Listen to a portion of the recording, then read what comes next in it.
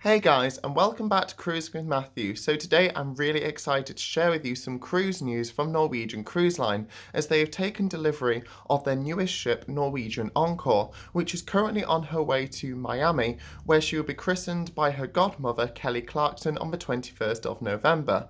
So I thought it would be really useful if I share with you some information that I've gathered about the ship, and Norwegian Cruise Line have been so kind and shared with me a lot of content about the ship, so I can't wait to share it all with you. So I really hope that you enjoyed this video.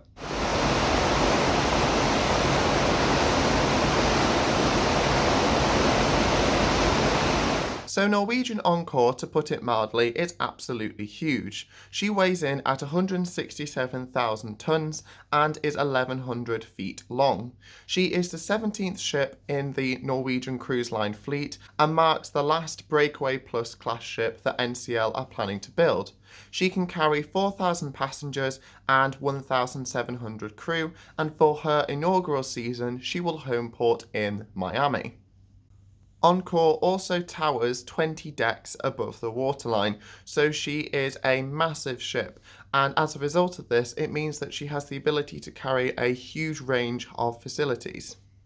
Now, perhaps one of her most obvious features is the Encore Speedway. Now, this is a go-karting track which is over 1,100 feet in length and allows you to drive up to 20 miles per hour going over loops which hang 13 feet over the side of the ship. Additionally, spectators can speed up their fellow passengers by giving them turbo boosts. So this is a really funky concept in my opinion, and I'm not sure if I trust myself to drive on a ship with loops hanging over the side, but there we go. If go-karting isn't your thing, then you can always try your hand at laser tag, and this is situated at the very back of the ship and is in a huge open-air arena designed like the lost city of Atlantis. NCL also state that this will feature augmented reality as well, so it is definitely going to be an interesting feature that you should try if you get to go on Encore.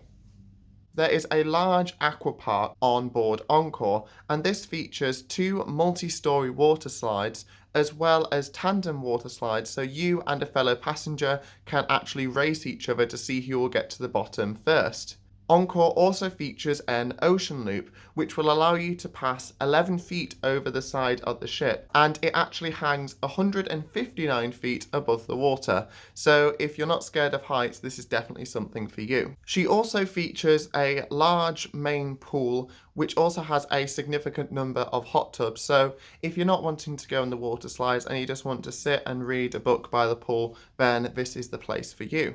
Such a feature will definitely be well appreciated as this ship will be sailing to largely warmer climes. The Galaxy Pavilion offers a whole range of VR experiences, simulator rides and video walls. There is also an escape room which features holograms as well. It is important to note that as far as I'm aware, the Speedway as well as the Galaxy Pavilion are extra cost, so make sure that you're aware of this when you're budgeting for this cruise. The Vibe Beach Club is an adults-only area for people over the age of 18, so this is perfect for those guests who would like to relax without worrying about the kids. And it is an extra charge area, so again, that's something to consider when you're budgeting for this type of ship. There are also a limited number of passes available, but you can get them from reception. In terms of theatre options on board Encore, there is the Kinky Boots musical, which has won 6 Tony Awards, so you can be sure that this is a fantastic show to visit. And I have had several friends come up to me and tell me how amazing this show is when they have seen it in the West End. So if you get the opportunity to see this show, I would thoroughly recommend it. Additionally, there is also the Choir of Man show, which combines upbeat music with percussion and dance. Additionally, there is Happy Hour Prohibition the musical. Now, this harks back to some of New Orleans' most famous genres, and you even have the opportunity to purchase 1920s themed cocktails throughout the duration of the show. If the theatre isn't your thing, Encore also offers social comedy and nightclub. Now, this features duos of stand-up comedians, then it shifts into a more nightclub feel where DJs will play the latest music and you get to dance the night away. There is also the Cavern nightclub, which recreates the Liverpudlian venue where the Beatles famously performed. And in this area, you also get the opportunity to listen to cover acts of the Beatles, as well as spend some time on the waterfront, which is Encore's a quarter-mile promenade deck. So this would be a perfect way to spend an evening.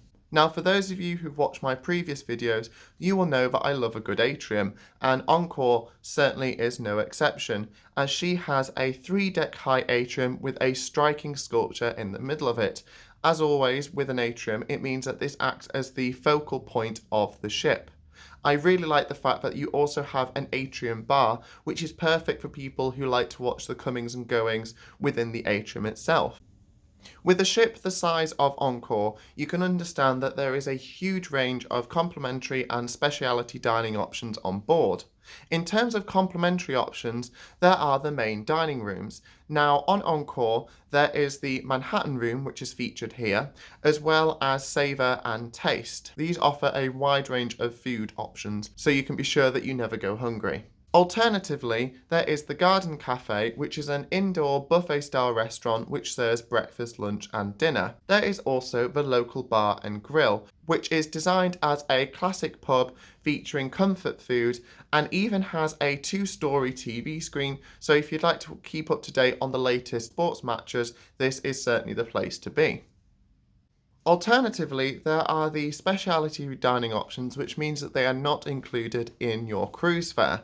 This includes Onda by Scarpetta, which features modern Italian cookery and allows you to experience dishes ranging from seafood to pasta. So if you're a fan of Italian, this is certainly the place that you should consider. Alternatively, there is Teppanyaki, which is a Japanese restaurant, and you get to see chefs prepare your food right in front of you on large grills. And this includes things such as steak, seafood and chicken, and they really make a good show of it as well. Cagney's is a steakhouse which is situated both indoor and also on the waterfront, and I really like this concept of utilising the promenade as an extension of the public area within the ship, because it means that you get to actually see some of the sea, which I'm really passionate about, because after all, if you're on a cruise ship, you want to be able to see the ocean at least. Ocean blue, as the name suggests, is ideal for seafood lovers and also is split between the waterfront as well as an indoor area. So depending on your preferences, you can dine outside as well as inside, which is a really nice touch.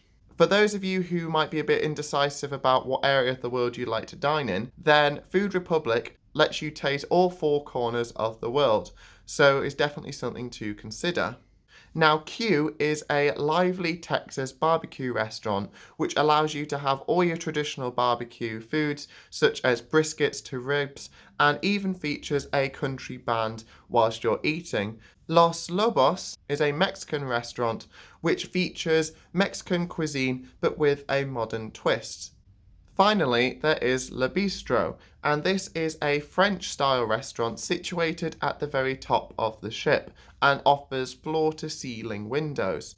Now, this is certainly the place for someone who would like to celebrate an occasion, because NCL state that this is a more formal, intimate dining experience, so certainly a good way to celebrate a special occasion. There are a huge range of bars on board Norwegian Encore, so for the sake of simplicity, I'm going to focus on just a couple of them.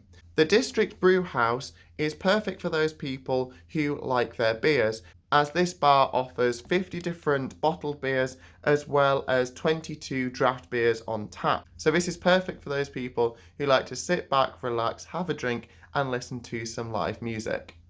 I also really like the Sugarcane Mojito Bar, because this allows you to have a wide range of mojitos, or if you can't decide, you can even have a flight of them, and you can also either have a drink indoors or on the waterfront watching the world go by, so this would definitely be somewhere that I would like to visit.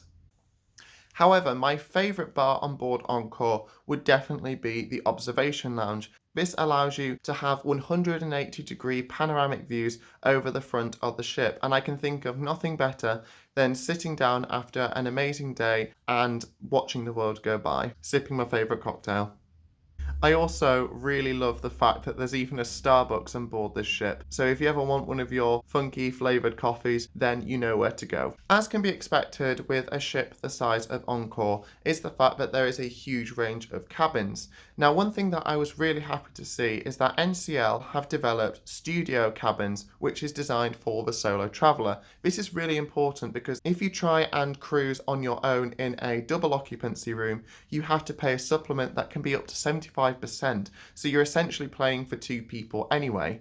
So this is a really good move by NCL, and they look really comfortable in my opinion, and I would definitely consider going on one of these if I had to travel on my own. Additionally, there are a range of inside cabins as well as outsides, which also have a family option as well if you'd all like to sleep in the same room. There are also balconies as well as mini suites. NCL also feature the Haven, and these are large suites which also feature a variety of extras as well.